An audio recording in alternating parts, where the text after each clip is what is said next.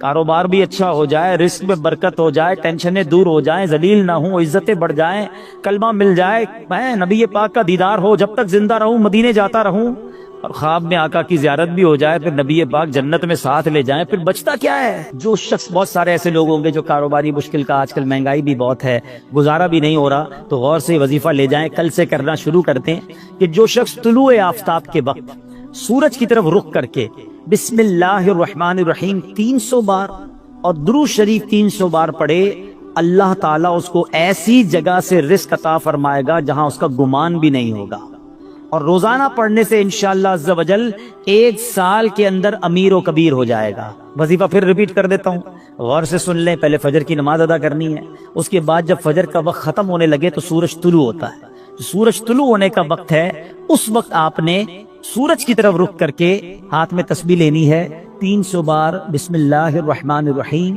300 بار درود پاک انشاءاللہ پڑھیں، اور پھر دیکھیں انشاءاللہ اللہ پاک رزق میں کیسی برکت دیتا ہے۔ سبحان اللہ۔ آقا فرماتے اے علی، میں تمہیں ایسے کلمات نہ بتا دوں جنہیں تم مصیبت کے وقت پڑھ لو؟ عرض کیا حضور ضرور، ارشاد فرمائیں، میری جان آپ پر قربان، تمام اچھائیاں ہم نے آپ ہی سے تو سیکھی ہیں۔ پیارے آقا علیہ الصلوۃ والسلام نے فرمایا جب تم کسی مشکل میں پھنس جاؤ اس طرح پڑھو، بسم اللہ الرحمن الرحیم ولا حول ولا قوت الا باللہ العلی العظیم، بس اللہ پاک اس کی برکت سے جن بلاؤں کو چاہے گا دور فرما دے گا۔ اچھا، اس وظیفے کو میں نے بھی کئی بار ٹرائی کیا ہے، میں نے الحمدللہ پہلے امیر اہل سنت کو دیکھا، مثال کے طور پہ آپ کہیں پھنس گئے، آپ کا ٹریفک میں گاڑی پھنس گئی ہے، گاڑی خراب ہو گئی ہے، فلائٹ کا ٹائم ہو گیا ہے، ٹرین کا ٹائم ہو گیا ہے، اور آپ کو لگتا ہے اب نہیں پہنچ سکیں گے، یا کسی بھی مشکل میں آپ پھنس گئے ہیں، آپ بسم اللہ الرحمن الرحیم ولا حول ولا قوت الا باللہ العلی العظیم، پھر آپ دیکھیں مشکلیں کیسے آسان ہوتی ہے۔ اب مثال کے طور پہ کوئی چیز گم ہو جائے، قرضہ آ جائے، کاروبار میں کوئی نقصان ہونے لگے، کوئی چیز میں گڑبڑ ہو جائے، کسی بھی پریشانی میں ہیں، آپ یہ وظیفہ یاد کر لو، ذرا مل کے دوہرا لو، بسم اللہ الرحمن الرحیم ولا حول ولا قوت الا باللہ العلی العظیم۔ تو یہ بڑے کمال کا وظیفہ ہے۔ ایک شخص کو بخار آ گیا تو حضرت شیخ فقی ولی عمر بن سعید رحمۃ اللہ تعالی کی ان کی عیادت کے لیے آئے، جاتے ہوئے ایک تعویذ عنایت فرمایا کہ آپ کھول کر مت دیکھنا۔ ان کے جانے کے بعد اس نے تعویذ پہنا تو بخار فوراً چلا گیا، اس سے رہا نہیں گیا، اسے تعویذ کھولا کہ ایسا کیا لکھا کہ یوں بخار چلا گیا، تو اس میں بسم اللہ الرحمن الرحیم لکھا تھا۔ دل میں وسوسہ آیا تو یہ تو کوئی بھی لکھ سکتا ہے، ابھی عقیدت میں کمی آئی تو فوراً بخار بڑھنا شروع ہو گیا۔ ٹیسٹ کرتے نا لوگ، اللہ والوں کا بھی ٹیسٹ کرتے ہیں، ایسے بھی لوگ ہیں۔ ابھی اس نے سوچنا شروع کیا تو بخار بڑھ گیا، پھر حضرت کی بارگاہ میں دوڑا دوڑا گیا کہ حضور معاف کر دیں، میں نے تو جو ہے وہ تعویذ کھول دیا تھا، تو آپ تو اللہ والے تھے، آپ نے دوبارہ تعویذ لکھ کر دیا۔ اس کے ہاتھ جیسے ہی اس کو باندھا تو پھر اس کا بخار چلا گیا۔ اب کی بار دیکھنے سے منع کیا، مگر ڈر کے بارے کھول کر نہ دیکھا، بالآخر سال کے بعد کبھی جا کے کھول کر دیکھا تو اس میں بسم اللہ الرحمن الرحیم ہی لکھا ہوا تھا۔ تو سبحان اللہ، اس کی خوب برکتیں ہیں۔ اور بتایا گیا کسی کی نکسیر پھٹ جائے نا، بعض اوقات خون نکل رہا ہوتا ہے، تو پیشانی سے بسم اللہ الرحمن الرحیم لکھنا شروع کرے اور ناک کی نوک تک، یعنی یہاں سے لکھنا شروع کرے اور یہاں تک ختم کرے، تو انشاءاللہ عز و جل اس کی جو ہے وہ خون آنا جو ہے وہ بند ہو جائے گا۔ بہرحال بہت سارے وظائف ہیں، بسم اللہ الرحمن الرحیم ہر کام، نیک اور جائز کام شروع کرنے سے پہلے پڑھنا ہے، پھر دیکھیں اس کی کیسی برکتیں ملتی ہیں۔ کاروباری لوگ بیٹھے، برکت چاہیے نا، کاروبار میں، رزق میں، معاملات میں بسم اللہ کو تھام لو۔ سبحان اللہ۔ واقعہ ہے ایک شرابی کا، اور اس شرابی کی زندگی میں ایک ایسا ٹرننگ پوائنٹ آیا جس نے اس کی زندگی کو بدل کر رکھ دیا اور کہاں پہنچا دیا۔ بہت امیزنگ اسٹوری ہے۔ ماجرا یہ تھا کہ وہ شرابی شراب کے نشے میں دھت کہیں جا رہا تھا، راستے میں ایک کاغذ پر نظر پڑی۔ ماشاءاللہ یہاں قرآن پڑھنے والے، پڑھانے والے، اپنی دکانوں پر بھی ماشاءاللہ مدرسہ لگانے والے موجود ہیں۔ تو آج قرآن پاک کی صرف ایک آیت کی فضیلت کی میں نے بات کرنی ہے۔ پورے قرآن کی شان تو نرالی ہے، ایک آیت میں کیا کچھ ہے اس سے اندازہ ہوگا کہ پھر رب کے کلام میں کتنی عظمتیں ہیں۔ تو وہ جو شراب کے نشے میں دھت جا رہے تھے، انہوں نے دیکھا کہ ایک کاغذ کا ٹکڑا پڑا ہے اور اس پر بسم اللہ الرحمن الرحیم لکھا ہوا ہے۔ اب اس کو خیال آیا کہ میرے رب کا نام زمین پر، ادب کا خیال آیا، عزت کا خیال آیا کہ یہ نہیں ہونا چاہیے۔ حالانکہ وہ غلط کام کر رہے تھے، شراب میں تھے، مگر عطر خریدا، اس کاغذ کے ٹکڑے کو صاف کیا، اسے عطر لگایا اور بلند جگہ پر رکھا۔ اس کے بعد وہ اپنے کام میں مگن ہو گئے۔ اسی رات ایک بزرگ کو خواب میں زیارت ہوئی کہ جاؤ میرے اس بندے کو جا کر کہو کہ تم نے میرے نام کو پاک اور صاف جگہ پر رکھا، بلند جگہ پر رکھا، ہم تمہارے نام کو بھی بلند کریں گے۔ اب بزرگ اس بندے کو جانتے تھے کہ وہ تو شرابی ہے، شرابی کے لیے یہ پیغام کیسے ہو سکتا ہے؟ تو کہتے لگتا ہے خواب میں کوئی غلط فہمی ہوئی، دوبارہ سو گئے۔ دوبارہ سوئے تو پھر دوسری بار یہی پیغام، پھر سوچا نہیں اس بندے کے لیے پیغام نہیں ہو سکتا، تیسری بار خواب میں یہی پیغام دیا گیا۔ اب وہ بزرگ تلاش کرنے نکلے کہ وہ کدھر ہے شراب پینے والا۔ ڈھونڈتے ڈھونڈتے جب پتا چلا اس وقت بھی وہ شراب کی محفل میں ہی بیٹھے ہوئے تھے۔ آواز دی کہ باہر آئیے، وہ تو شراب کے نشے میں مست، تو کسی کو بھیجا کہ جاؤ کہو تمہارے لیے پیغام آیا ہے۔ کہ میرے لیے کون پیغام لایا ہے؟ بہرحال پوچھو کس کا پیغام لائے ہو؟ جو بزرگ شراب کھانے کے باہر کھڑے تھے نا، اندر جا کر اسے بتا دو اللہ کا پیغام لایا۔ اب جب یہ سننا تھا تو جھرجھری سی آ گئی، کھڑے ہوئے باہر آئے، اور جب یہ بات بزرگ نے بتائی کہ مجھے تو نہیں پتا تم نے کیا کیا ہے، 3 بار خواب میں مجھے یہ کہا گیا ہے کہ تمہیں بتا دوں تم نے رب کے نام کو جو تعظیم کی ہے، بسم اللہ الرحمن الرحیم کو معطر کیا، اسے بلند جگہ پر رکھا ہے، مجھے یہ پیغام ملا ہے کہ تمہیں بھی تمہارے نام کو بلندی دی جائے گی، تمہیں عزت اور مرتبہ دیا جائے گا۔ جب یہ سنا کہ میں شراب کے نشے میں دھت اور میرا رب مجھ پہ اتنا مہربان، اس بندے نے توبہ کی، اللہ سے معافی مانگی اور عبادتوں میں لگ گئے۔ اے میرے پیارے اسلامی بھائیوں، یہ انقلاب جو شراب کے نشے میں دھت شخصیت کو اللہ کا ولی بنا گیا، یہ کون تھے؟ یہ کوئی اور نہیں، حضرت بشر حافی رحمت اللہ تعالی علیہ تھے۔ یہ زمانے کے ولی بنے۔ حافی کہتے ہیں ننگے پیر رہنے والے کو۔ آپ معرفت الہی اور اللہ کی یاد میں اتنے گم رہنے لگے کہ آپ چپل ہی نہیں پہنتے تھے۔ اور کتابوں میں لکھا کہ جب تک حضرت بشر حافی اس شہر میں رہے، کوئی بھی چوپایا جو ہے نا راستے میں گندگی نہیں کرتا تھا، اس ادب کے ساتھ کہ کہیں بشر حافی کے پیر گندے نہ ہو جائیں۔ تو کتابوں میں آتا ہے کہ ایک بار کسی نے دیکھا کہ چوپائے نے گندگی کر دی ہے، تو اس کے مالک نے سمجھ لیا کہ ہو نہ ہو بشر حافی کا انتقال ہو گیا ہے۔ اور جب معلوم کیا گیا تو ایسا ہی تھا کہ جب وہ زمانے سے وہ دنیا سے چلے گئے، پھر چوپایوں نے راستے کے اندر گندگی کرنا شروع کی۔ یعنی جو اللہ کا ادب کرتا ہے، اللہ کے نام کی تعظیم کرتا ہے، اللہ کی مخلوق جو ہے وہ اس کی تعظیم کرنے لگ جاتی ہے۔ بے ایمانوں کو ایمان دینے والی یہ آیت ہے۔ ذرا واقعہ سنیے گا۔ ایک یہودی تھا، نان مسلم، ایک یہودن پر عاشق ہو گیا، اور عشق مجازی کا اس پر ایسا غلبہ ہوا کہ یہ مجنون جیسا ہو گیا، نہ کھانے پینے کا ہوش تھا، نہ آرام کرتا تھا، بڑا پریشان۔ اس زمانے میں اللہ کے ایک ولی تھے حضرت عطا رحمت اللہ تعالی علیہ، ان کے پاس آیا اور کہا کہ حضور میں بہت پریشان ہوں، وہ فلاں سے عشق ہو گیا ہے، چین ہی نہیں آتا۔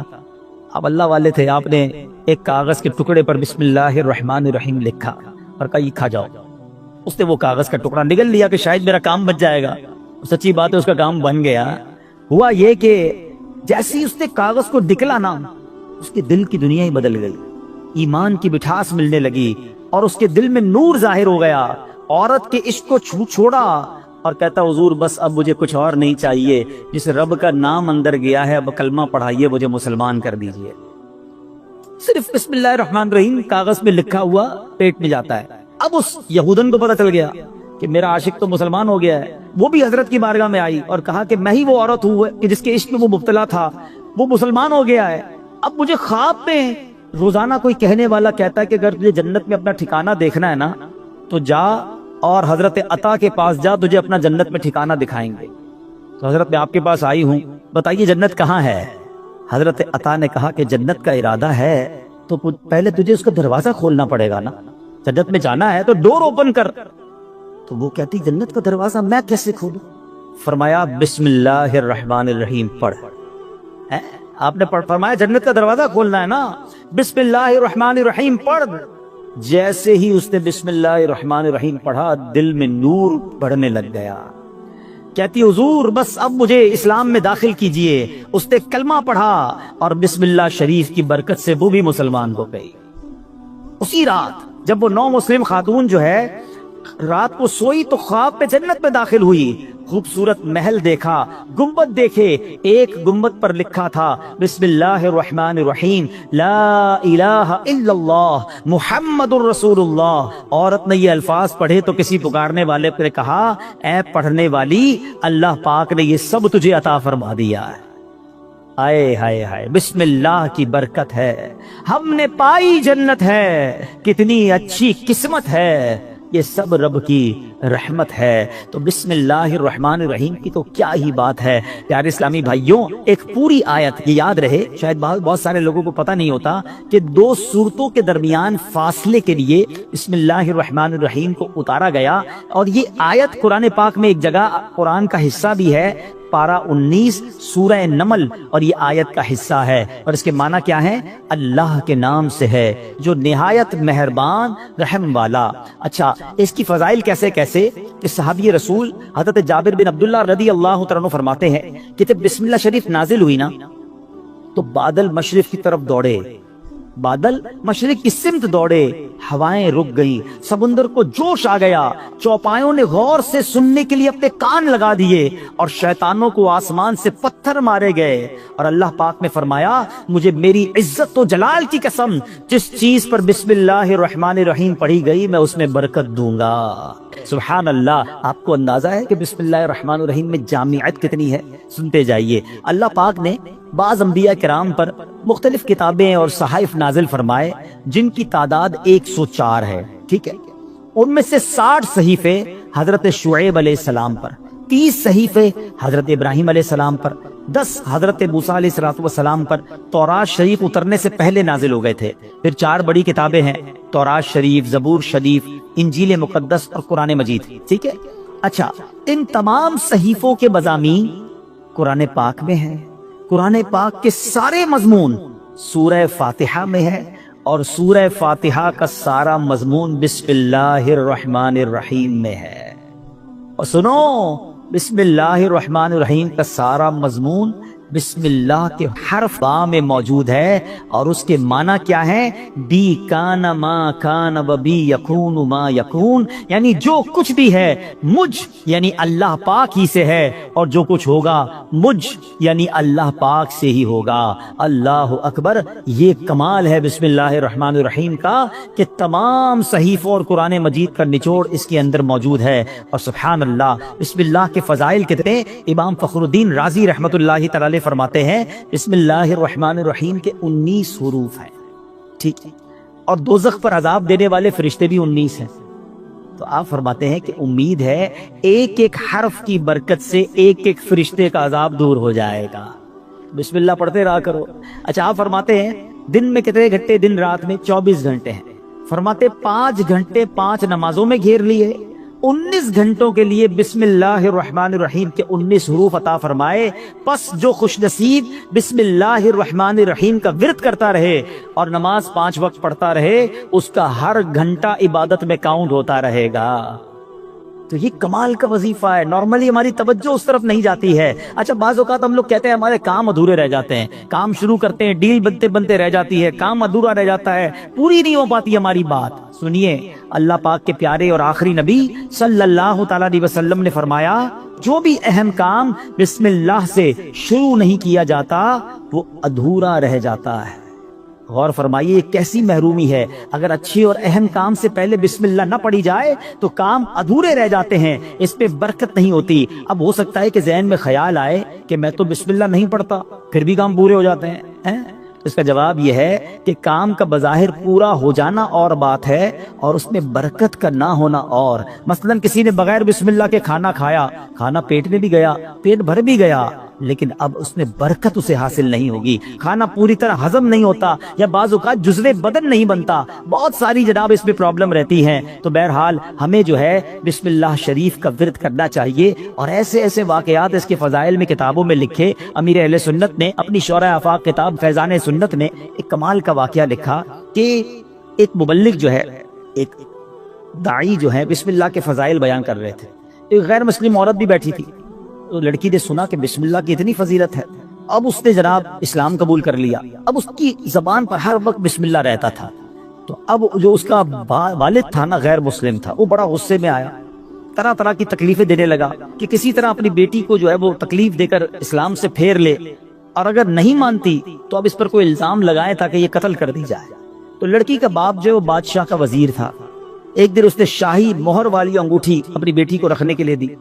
بیٹی نے انگوٹھی لی اور بسم اللہ الرحمن الرحیم کہہ کر انگوٹھی پہلے وصول کی، بسم اللہ الرحمن الرحیم پڑھ کر، اور اس کے بعد اس نے بسم اللہ الرحمن الرحیم پڑھ کر جیب میں ڈال دی۔ رات کو جب وہ سوئی تو والد نے انگوٹھی جیب سے نکالی اور دریا میں ڈال دی کہ اب صبح جب انگوٹھی نہیں ہوگی تو اس کو پکڑا دوں گا اور یہ ماری جائے گی۔ تو اب جیسے ہی وہ انگوٹھی دریا میں ڈالی، اللہ کا کرنا ایسا ہوا کسی مچھلی نے وہ انگوٹھی کو نگل لیا۔ صبح کو ایک شکاری نے جال ڈالا، اتفاق سے وہی مچھلی جال میں آ گئی۔ اس نے لا کر وہی مچھیرے نے اسی وزیر کو وہ مچھلی لا کے تحفے میں دی۔ وہ وزیر جو ہے اپنی بیٹی کو مچھلی دیتا ہے کہ بیٹی اس کو پکاؤ، تو بیٹی نے بسم اللہ الرحمن الرحیم پڑھ کر جو ہے وہ مچھلی کو کھولا، اس کو چاک کیا، اندر وہی انگوٹھی موجود تھی۔ پھر بسم اللہ پڑھی اور انگوٹھی اپنے پاس رکھ لی۔ والد صاحب نے ناشتے کے بعد کہا بیٹی وہ انگوٹھی کدھر ہے؟ بسم اللہ پڑھ کر وہ انگوٹھی واپس کر دی کہ یہ انگوٹھی واپس آ گئی۔ اللہ اکبر! اب باپ حیران کہ یہ کیسے ہوا؟ تو اس نے کہا میں نے تو کوئی بھی کام جو بھی کیا اللہ کے نام سے شروع کرتی گئی، رب نے مشکل سے نکال دیا۔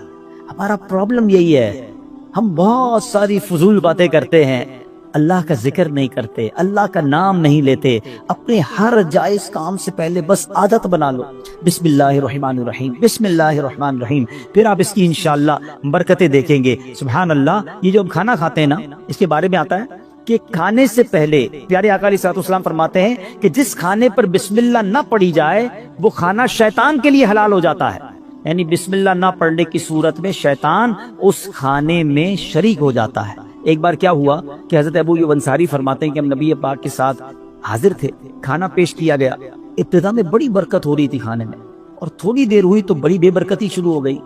تو ہم نے عرض کی یا رسول اللہ صلی اللہ تعالی علیہ وسلم ایسا کیوں ہوا؟ تو نبی پاک علیہ السلام نے فرمایا ہم سب نے کھانا کھاتے وقت بسم اللہ پڑھی تھی، مگر ایک شخص تھوڑی دیر کے بعد آیا اور بغیر بسم اللہ پڑھے کھانے میں شامل ہو گیا، اس کے ساتھ شیطان نے بھی کھانا کھانا شروع کر دیا۔ تو کھانے کی بے برکتی بھی بغیر بسم اللہ کے ہوتی ہے۔ اچھا، پھر بی بی عائشہ صدیقہ فرماتی ہیں کہ جب کوئی شخص کھانا کھائے تو اللہ پاک کا نام لے، یعنی بسم اللہ پڑھے، اور اگر نہیں پڑھ سکا، شروع میں پڑھنا بھول گیا، تو پھر یوں کہے بسم اللہ اولہ و آخرہ، تو انشاءاللہ اس کی برکت سے وہ جو بے برکتی والا معاملہ ہے وہ بھی دور ہو جائے گا۔ اچھا، اب وہی والی بات کہ حفاظت کیسے ہوتی ہے بسم اللہ سے۔ ایک مرتبہ صحابی رسول حضرت خالد بن ولید رضی اللہ تعالیٰ کچھ مجوسی آئے، آتش پرست، کہا ہمیں ایسی کوئی نشانی بتائیں، اگر آپ اسلام سچا مذہب ہے تو کوئی ایسی نشانی بتائیں کہ ہم اسلام کی حقانیت کو مان لیں۔ تو حضرت خالد بن ولید نے زہر قاتل منگوایا اور بسم اللہ الرحمن الرحیم پڑھ کر اسے پی لیا۔ بسم اللہ کی برکت سے آپ پر اس زہر نے اثر نہیں کیا۔ یہ منظر دیکھ کر وہ آگ کی پوجا کرنے والے پکار اٹھے کہ سبحان اللہ، دین اسلام حق ہے، اللہ اکبر۔ وہ یقین تھا نا، اللہ کے ولی صحابی رسول ہیں، بسم اللہ پڑھ کر زہر پی لیا کہ اللہ کے نام سے پی رہا ہوں تو رب حفاظت کرے گا۔ وہ توکل کا لیول تھا کہ زہر نے اثر نہیں کیا۔ تو اے میرے پیارے اسلامی بھائیو، یہ شان ہے بسم اللہ کی۔ اچھا، صرف کھانے پینے سے پہلے نہیں، ہر کام سے پہلے بسم اللہ پڑھیں۔ اب آپ وضو کر رہے ہیں نا، دیکھیں کتنے ثواب ملٹی پلائی ہو جاتا ہے۔ حضرت ابو ہریرہ رضی اللہ تعالیٰ عنہ راوی ہیں، اور نبی پاک صلی اللہ تعالی علیہ وسلم نے فرمایا اے ابو ہریرہ، جب تم وضو کرو تو بسم اللہ والحمدللہ پڑھ لیا کرو۔ جب تک تمہارا وضو باقی رہے گا اس وقت تک فرشتے تمہارے نامہ اعمال میں نیکیاں لکھتے رہیں گے۔ آپ تو وضو کرتے نماز پڑھ لیتے، لیکن جتنی دیر وضو رہے گا پڑھنا کیا ہے؟ در دوہرا بھی لے میرے ساتھ، بسم اللہ والحمدللہ، بسم اللہ والحمدللہ، بسم اللہ والحمدللہ۔ اچھا، تفسیر نبوی میں ایک اور جگہ کہاں بسم اللہ پڑھنا ہے، کہتے جو شخص کسی جانور پر سوار ہوتے وقت بسم اللہ اور الحمدللہ پڑھ لے تو اس جانور کے ہر قدم پر اس سوار کے حق میں ایک نیکی لکھی جاتی رہے گی۔ آپ جانور پر سواری نہیں کرتے، گاڑی میں بیٹھتے ہوئے پڑھ لیں بسم اللہ اور الحمدللہ۔ پھر پوری دعا بھی پڑھ لیں سبحان الذی سخر لنا، اگر وہ یاد ہے، نہیں تو کم از کم بسم اللہ اور الحمدللہ ضرور پڑھ لے۔ اسی طرح جو کشتی میں سوار ہوتے وقت بسم اللہ اور الحمدللہ پڑھ لے، جب تک وہ اس میں سوار رہے گا اس کے لیے نیکیاں لکھی جاتی رہیں گی۔ ثواب کا میٹر ہے مگر ہم پڑھتے نہیں ہیں۔ اگر یہی ہمیں کوئی کہے کہ جناب آپ اپنی گاڑی میں بیٹھے اور بسم اللہ اور الحمدللہ پڑھ لیں، آپ آج کا پیٹرول فری ہو جائے گا، تو بندہ پھر بغیر بسم اللہ الحمدللہ پڑھے گا تو کبھی بھی نہیں بیٹھے گا۔ وہ صحیح ہے، دنیا کا نفع بتاؤ مولوی صاحب، میں آپ کو آخرت کا نفع، نیکیوں کا نفع، ہر قدم پر ثواب کی آپ کو بشارتیں سنا رہا ہوں، تو پلیز اس وظیفے کو تھام لیجئے۔ اور ایک اور بات، اپنے بچوں کو بھی بسم اللہ کی عادت ڈالیں، یہ اللہ کو اتنا پسند ہے۔ آئے حیدر واقعہ سنیے گا، حضرت عیسیٰ علیہ السلام جو ہے ایک قبر کے پاس سے گزرے، آپ اللہ کے نبی تھے، اللہ نے ایسی نگاہ دی تھی کہ آپ نے دیکھ لیا کہ قبر میں عذاب ہو رہا ہے۔ کچھ عرصے کے بعد آپ پھر وہاں سے گزرے تو قبر میں جو ہے وہ نور کی کرنیں ہیں، عذاب دور ہو گیا۔ تو آپ نے اللہ کی بارگاہ میں عرض کی کہ مولا، یہ پہلے عذاب اور اب اس کی قبر میں عذاب دور ہو گیا، نور برس رہا ہے، اس کا راز کیا ہے، سیکرٹ کیا ہے؟ سنو ذرا، اے وہ خوش نصیبوں جو اپنے بچوں کو قرآن پڑھاتے ہو، اے وہ خوش نصیبوں جن کے بچے حافظ بن رہے ہیں، اے وہ اسلامی بھائیوں تمہیں مبارک ہو جو بچے کو دین سکھاتے ہو۔ باپ گناہگار، قبر میں عذاب ہو رہا تھا، اللہ کی طرف سے ارشاد ہوا جب یہ انتقال کیا نا اس بندے نے، بڑا گناہگار تھا، اس کی وجہ سے عذاب ہو رہا تھا، لیکن جب اس کا انتقال ہوا اس وقت اس کی وائف جو تھی پریگننٹ تھی، امید سے تھی، اس کے انتقال کے بعد لڑکا پیدا ہوا۔ کچھ عرصے کے بعد یہ لڑکا اتنا بڑا ہو گیا کہ اس کی ماں نے اسے مدرسے بھیجا، مکتب بھیجا، استاد نے بچے کو بسم اللہ پڑھائی۔ اے موسیٰ، مجھے حیا آئی، مجھے شرم آئی کہ میں اس شخص کو زمین کے اندر عذاب دوں جس کا بچہ زمین کے اوپر مجھے رحمان اور رحیم کے نام سے پکار رہا ہے۔ آئے ہائے ہائے، میرا بچہ قرآن پڑھے اور میری قبر میں رحمتوں کی برسات ہو جائے، اور مجھے کیا چاہیے؟ خدا را اپنے بچوں کو قرآن پڑھاؤ۔ ہم لوگ آج لگ گئے، دوڑ میں لگ گئے، جناب فلاں یونیورسٹی، فلاں کالج، فلاں ڈگری، فلاں پی ایچ ڈی، فلاں software. We are not against, ہم دعوت اسلامی والے دنیا کی پڑھائی کے خلاف نہیں ہیں، لیکن دنیا کے پیچھے اتنا تو مت بھاگو نا کہ ہم اپنے دین کو ہی بھول جائیں، ہمارے بچوں کو قرآن ہی نہ آئے، ہمارے بچے حدیث ہی نہ جانے، ادب ہی نہ جانے۔ آج جناب بہت زیادہ ہم آگے دنیا کی طرف چلے گئے۔ میں 2-3 ایگزامپل دیتا ہوں، اگر آپ کو لگتا ہے ایسا نہیں ہے تو کبھی گھر میں ڈنر پر بیٹھے ہو، بچے ساتھ ہو، فیملی ساتھ ہو، ایک چھوٹا سا ٹیسٹ لو نا اپنے بچوں اور فیملی کا۔ چلو بچوں آج ایک چھوٹا سا ایک ٹیسٹ لیتے ہیں، وہ انٹرسٹ بھی لیں گے، بیٹا جاؤ کاپی پینسل لے کر آ جاؤ، ٹھیک ہے؟ ان کو کہیں بیٹا پہلے صفحے پہ لکھو کہ تمہیں کتنے کرکٹرز کے نام یاد ہے۔ تو ہو سکتا ہے کسی کا بیٹا یہ بھی کہے کہ ابا جان صرف نام لکھنے ہیں، آگے ریکارڈ بھی لکھنے ہیں، وہ بھی یاد ہوتے ہیں، ٹھیک ہے؟ اچھا بیٹا اگلے صفحے پہ لکھو کہ مزید کتنے اداکاروں کے نام یاد ہیں، معاذ اللہ، تو شاید 2-3 صفحے بھر دیے جائیں گے۔ گلوکاروں کے نام، سیاستدانوں کے نام، 4-5 صفحے بھر گئے ہوں گے۔ اب پوچھنا بتاؤ کتنے نبیوں کے نام یاد ہیں، کتنے صحابہ کے نام اگلے صفحے پہ لکھو، اس کے اگلے صفحے پہ بیٹا لکھو کتنے ولیوں کے نام یاد ہیں۔ چھوٹا سا ٹیسٹ آپ کو بتا دے گا ہم کدھر جا رہے ہیں، ہمارے بچے کدھر جا رہے ہیں۔ ایک بات یاد رکھنا، میرا بیٹا میرے مرنے کے بعد گوگل، یاہو، فیس بک، واٹس ایپ، ٹویٹر، انسٹاگرام کھول کر ایصال ثواب نہیں کرے گا۔ اگر اسے قرآن پڑھنا آتا ہوگا تو وہ مجھے ایصال ثواب کرے گا۔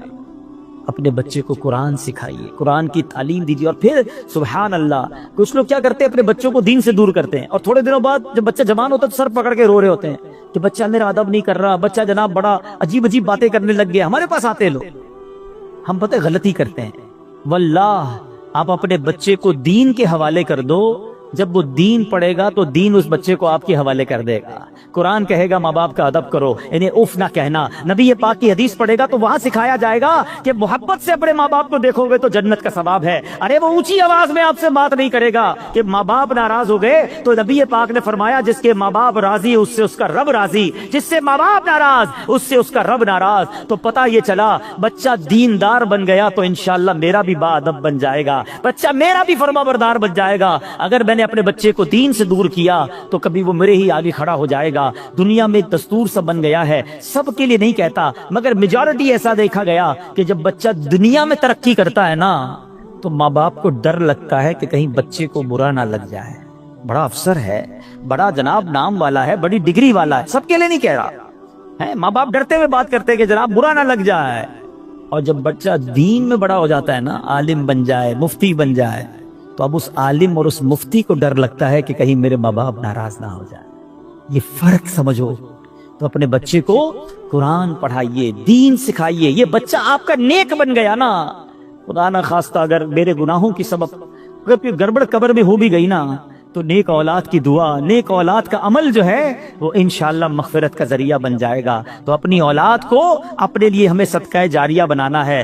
اب سوچو بسم اللہ الرحمن الرحیم میں اتنی برکت ہے تو پورے قرآن کا کیا عالم ہوگا۔ مبارک ہو انہیں جو قرآن پاک پڑھنے والے ہیں، پڑھانے والے ہیں۔ آپ کو ایک اور فضیلت سنا دوں۔ دنیا میں آپ نے بہت پیارے پیارے پھل دیکھے ہوں گے، فروٹس، اور تقریباً سبھی کو فروٹس پسند ہوتے ہیں۔ کئی پھلوں کا ذکر قرآن مجید میں بھی موجود ہے، اور دنیا میں جائیں ٹریول کریں تو ہر ملک کی ایک خاص بات ہوتی ہے کہ فلاں پھل جو ہے وہ فلاں ملک میں پایا جاتا ہے۔ مگر آج جس قسم کے پھل کی میں بات کرنے جا رہا ہوں، ایسا پھل شاید دنیا میں آپ نے کہیں نہیں دیکھا ہوگا۔ مسلمانوں کے چوتھے خلیفہ مولا کائنات حضرت علی المرتضیٰ شیر خدا کرم اللہ تعالی وجہ الکریم فرماتے ہیں کہ اللہ پاک نے جنت میں ایک درخت پیدا فرمایا ہے۔ اب وہ درخت کیسا ہے؟ فرمایا جس کا پھل سیب سے بڑا، انار سے چھوٹا، مکھن سے زیادہ نرم اور شہد سے بھی میٹھا ہے۔ سائز بھی بتائی گئی، نرم کیسا ہے اور ذائقہ کیسا ہے، اور سبحان اللہ خوشبو کیسی، فرمایا مشک سے بھی زیادہ خوشبودار ہے۔ پھل میں یہ تو دیکھا جاتا ہے نا ذائقہ کیسا ہے، اس کی سافٹنس، اور پھر اس کے بعد جو ہے اس کی خوشبو کیسی ہے۔ تو اب یہ ملے گا کس کو؟ لیکن فرماتے ہیں درخت ایسا ہے کہ اس کی شاخیں تر موتیوں کی ہیں، تنے سونے کے ہیں، اور پتے زبرجد کے ہیں۔ ہائے ہائے، یہ درخت بھی دیکھنے والا، پھل بھی دیکھنے والا، منہ میں پانی آ رہا ہے۔ اب ملے گا کس کو؟ سنو، مولا علی شیر خدا کرم اللہ تعالی وجہ الکریم فرماتے ہیں اس درخت کا پھل وہی کھا سکے گا جو نبی پاک صلی اللہ تعالی علیہ وسلم پر کثرت سے درود پاک پڑھنے والا ہوگا۔ آئے ہائے ہائے، سبحان اللہ سبحان اللہ۔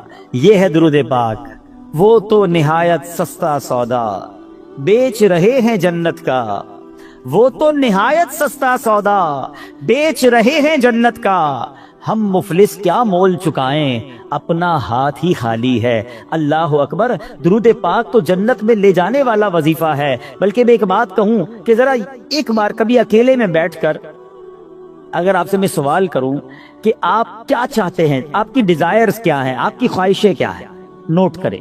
دنیا میں کیا چاہیے ایک مسلمان کی حیثیت سے، مرتے وقت آپ کیا چاہتے ہیں، اچھا قبر میں کیا چاہتے ہیں، اور جب محشر کے دن اٹھیں تو وہاں آپ کیا چاہتے ہیں، ایک بار لکھ لیں اس کو۔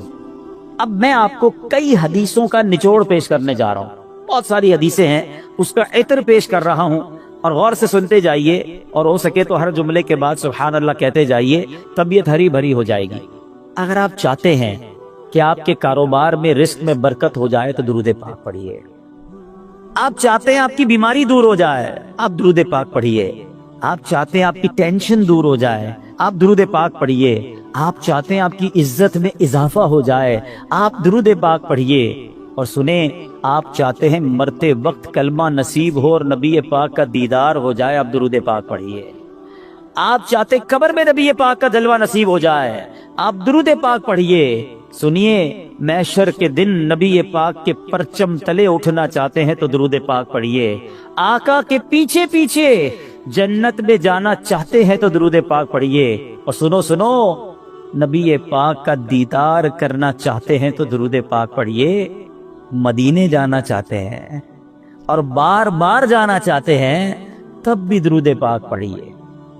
اب مجھے بتاؤ، کچھ رہ گیا ہے اور کوئی چیز باقی رہ گئی ہے جو دنیا میں چاہیے تھی، مرتے وقت چاہیے تھی، مرنے کے بعد چاہیے تھی؟ یعنی ہوا یہ، اس کا نچوڑ یہ نتیجہ یہ نکلا کہ اگر ہم درود پاک پڑھنے والے بن جائیں اور کثرت سے پڑھنے والے بن جائیں تو پھر مشکل نہیں رہنی ہے انشاءاللہ۔ تو آئیے میں بھی نیت کروں اور آپ بھی نیت کریں۔ بعض اوقات آپ دکان پہ بیٹھے ہوتے ہیں، کاروبار پہ بیٹھے ہوتے ہیں، کوئی کام نہیں ہوتا۔ ہمارا پرابلم ہم یہ ہو گیا ہے، جب کوئی کام نہیں ہے تو ہمارے ہاتھ میں موبائل آ جاتا ہے، اور وہ موبائل اتنا بیزی کر دیتا ہے کہ پتہ ہی نہیں چلتا کہ آدھا گھنٹہ نکل گیا، گھنٹہ نکل گیا، 2 گھنٹے نکل گئے۔ اللہ کرے یہ مائنڈ سیٹ بن جائے کہ یہ وقت بہت قیمتی ہے. اگر فارغ بیٹھا ہوں دکان پہ تو میری تسبیح بار آنی چاہیے, موبائل کی جگہ تسبیح بار آنی چاہیے کہ چلو یار 313 بار درود پاک پڑھ لیتا ہوں, 100 بار کلمہ پاک پڑھ لیتا ہوں. اچھا اب موبائل اٹھانا ہی ہے تو یار کوئی کام نہیں تو 10 منٹ میں 12 منٹ میں سورہ یاسین نہ پڑھ, ایک سورہ یاسین پڑھوں گا 10 قرآن کا ثواب مل جائے گا.